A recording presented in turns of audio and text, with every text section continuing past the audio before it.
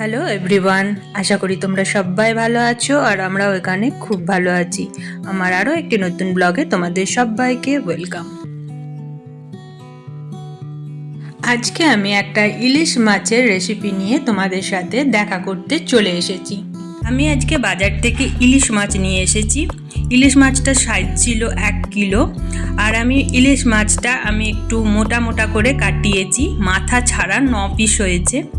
তো মাছটাকে আমি প্রথমে ধুয়ে পরিষ্কার করে নুন হলুদ মাখিয়ে নিলাম। মাছটার পেটে ডিম ভর্তি ছিল, আমরা ডিম ছাড়া খুঁজছিলাম কিন্তু পেলাম না। ডিম ছাড়া মাছের নাকি টেস্ট বেশি হয়। তো যাই হোক, যেটা পেয়েছি ব্যাঙ্গালোরে, ইলিশ মাছটা মোটামুটি ভালোই দেখে মনে হলো। তো সেটা নিয়ে এলাম এবং ভালো করে ধুয়ে হালকা হাতে প্রথমে নুন হলুদ মাখিয়ে নিচ্ছি। তোমরা এই রেসিপিটা প্রথম থেকে শেষ পর্যন্ত অবশ্যই দেখো, স্কিপ করো না। আমি ঠিক যেভাবে বানাচ্ছি তোমরা সেইভাবে বাড়িতে একবার বানিয়ে দেখো, খেতে অসাধারণ লাগবে। গরম ভাতে আর কিচ্ছু লাগবে না।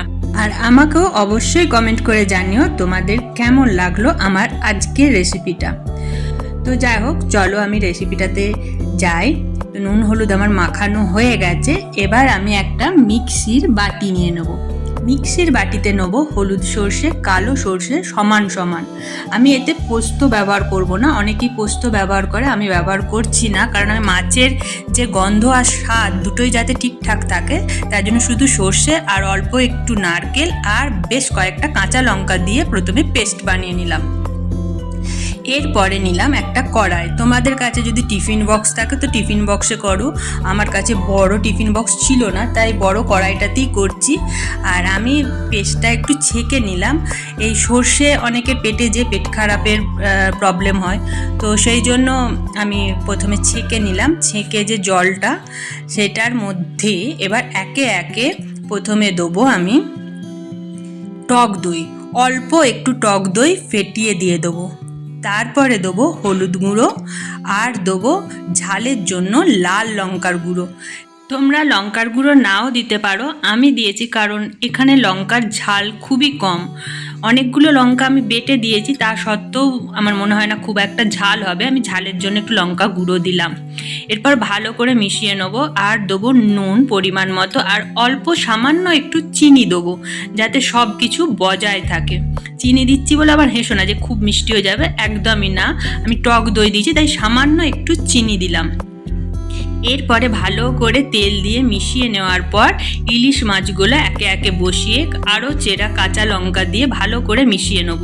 এরপর এটা ঢাকা দিয়ে আমি 15 মিনিট এমনি রেখে দেবো যাতে মাছের মধ্যে পুরো মশলাটা ঢুকে যায়। 15 মিনিট পর আমি কম আঁচে বসিয়ে দিয়েছিলাম কড়াইটা। তারপর দেখো রেডি হয়ে গেছে। আমি ওপর থেকে কাঁচা তেল ছড়িয়ে ইলিশ মাছটা নামিয়ে নিয়েছি। এরপরে আমি আরেকটা গ্যাসে ভাত বসিয়ে দিয়েছিলাম, গরম সাদা প্লেন ভাত। কারণ ইলিশ মাছের সাথে গরম সাদা প্লেন ভাতটাই ভালো লাগে।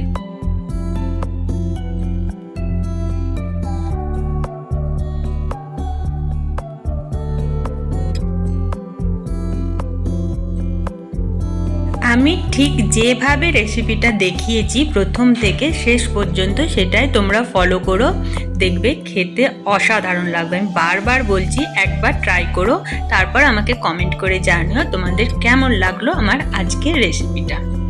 আজকের ভিডিওটা আমি এখানেই শেষ করলাম। তোমরা সবাই সুস্থ থেকো, ভালো থেকো। আর আমার ভিডিও যদি তোমাদের ভালো লেগে থাকে তাহলে একটা লাইক দিও। তোমাদের সাথে আবার দেখা হবে আমার নেক্সট ব্লগে। তো আজকের মতন এখানে টাটা, টেক কেয়ার।